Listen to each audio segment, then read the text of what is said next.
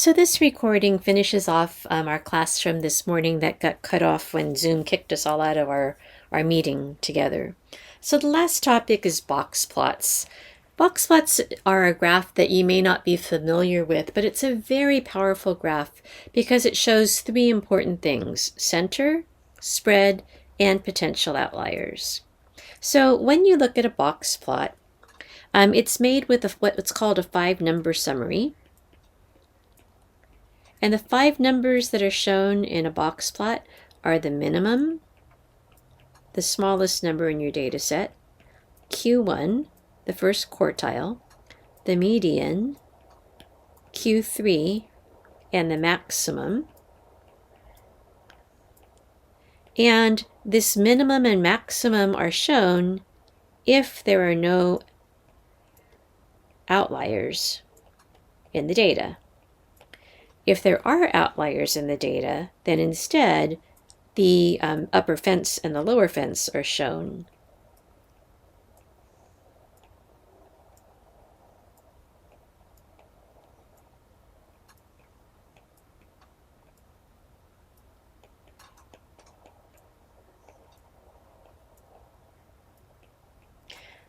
So let me explain using the pictures that we have here. So these box plots show the roller coaster speed data. So let's just take a look at this first box plot we have here. So this number here, this number here, this number here, this number here, and this number here are the 5-number summary of your data. So the line here in the box is the median.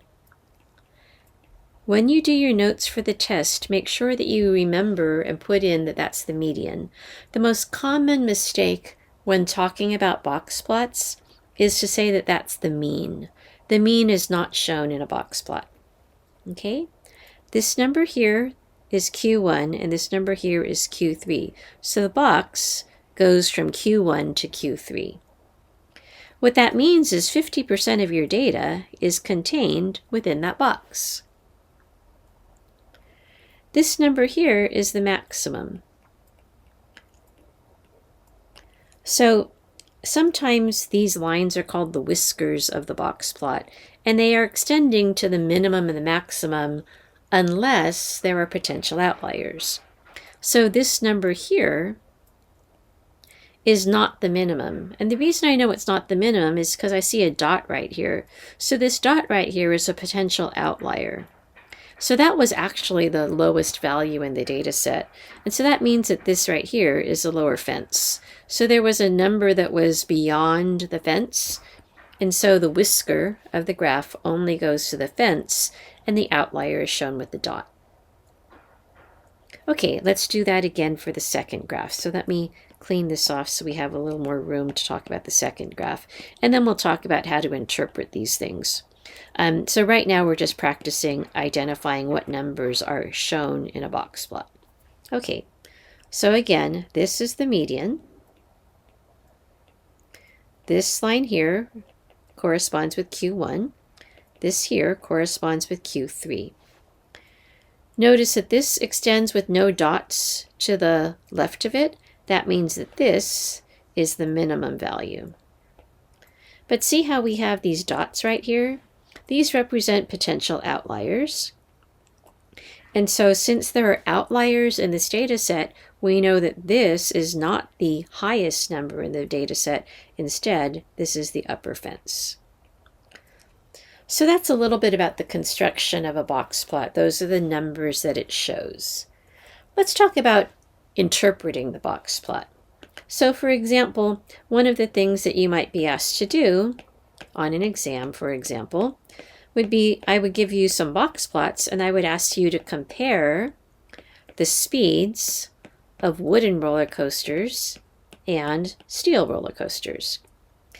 And when you do the comparison, what you should talk about is the center or typical value, the spread, and if there are any outliers shown in your data set. So just in general, if we said, okay, which roller coasters tend to be faster, we would say that wood roller coasters tend to be faster.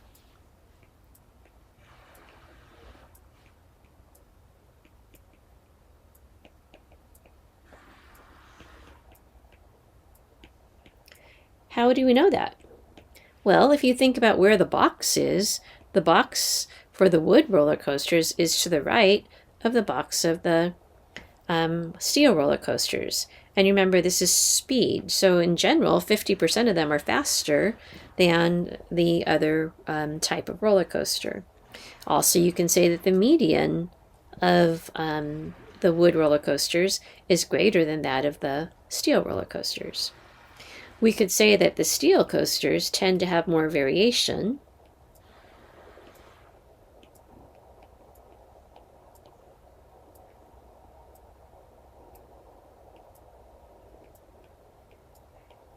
In speed.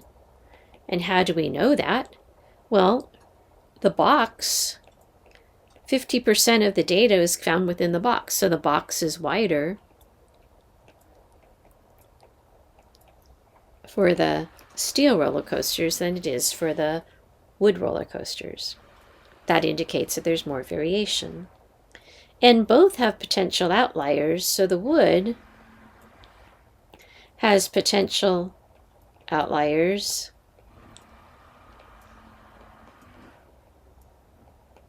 on the slow end.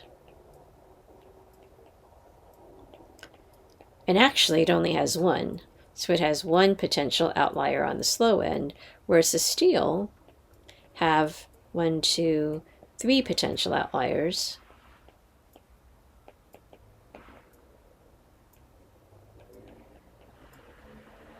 on the fast end. So box plots are a very powerful tool because they allow you to compare center spread and potential outliers in just one picture. Let's try another example. So here I have some pairs of box plots, and this was for a sample of colleges, in-state tuition and out-of-state tuition. And they were for public colleges and private colleges, okay?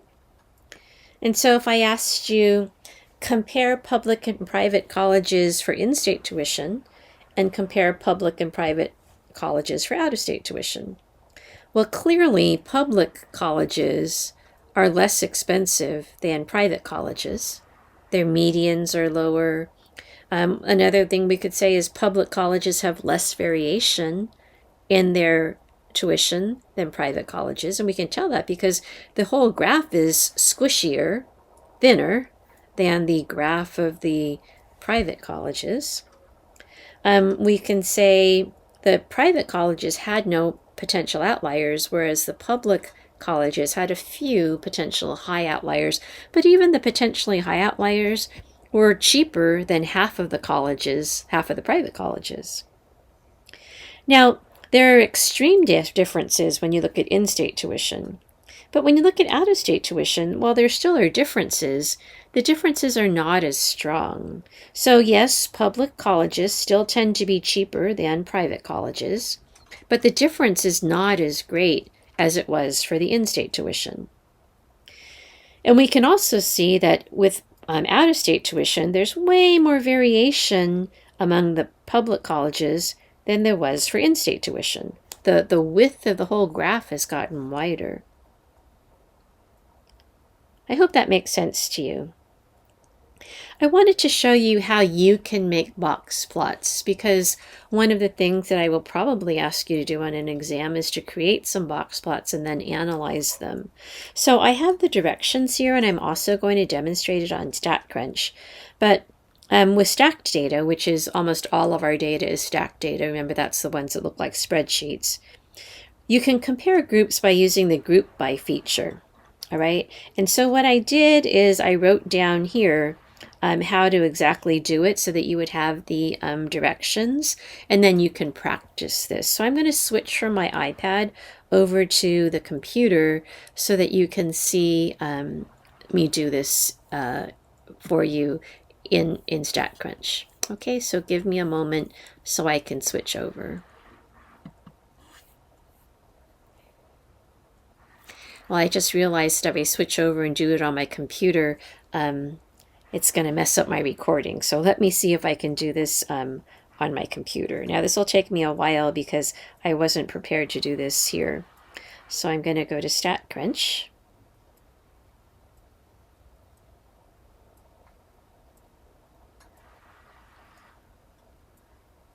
and then just give me a moment to sign in.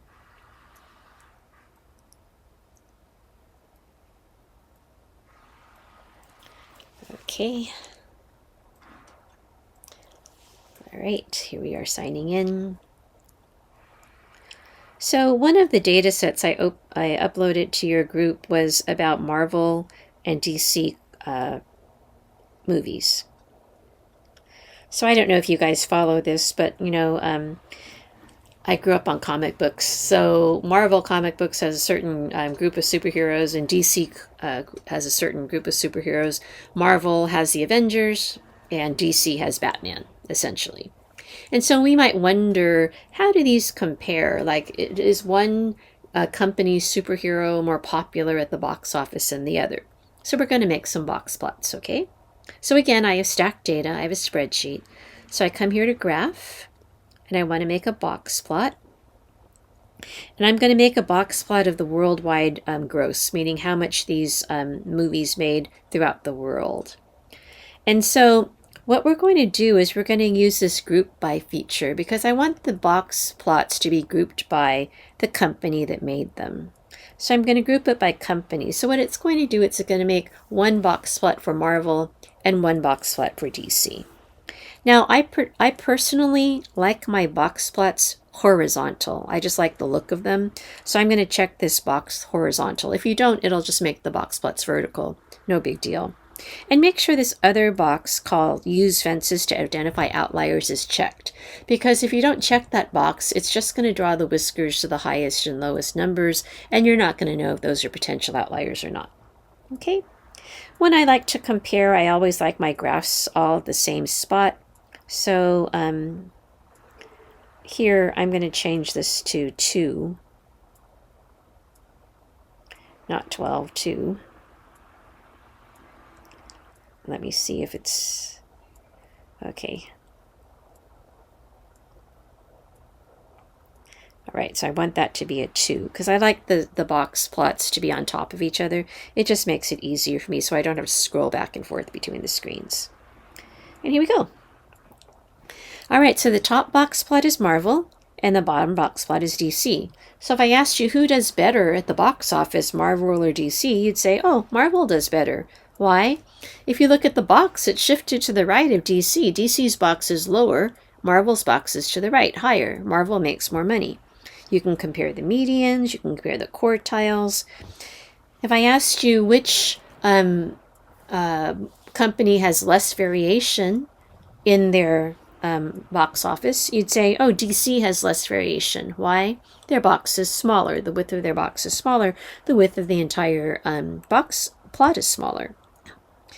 Do either company have potential outliers? Yes, both of them have potential outliers. But one way that you know that Marvel totally outranks DC at the box office is when you look at where DC's outliers are, they are lower than the upper fence of Marvel.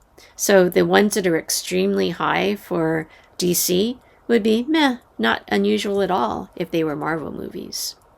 Okay, so you have the directions for making box plots in the notes, and I would just encourage you to practice it so that if you were asked to do this on an exam, you wouldn't be intimidated by creating the plots. So that's really all there is to box plots. That was our last topic. I'm sorry we didn't get time to do that in class together, that we got kicked out of Zoom, but hopefully this video will make sense to you.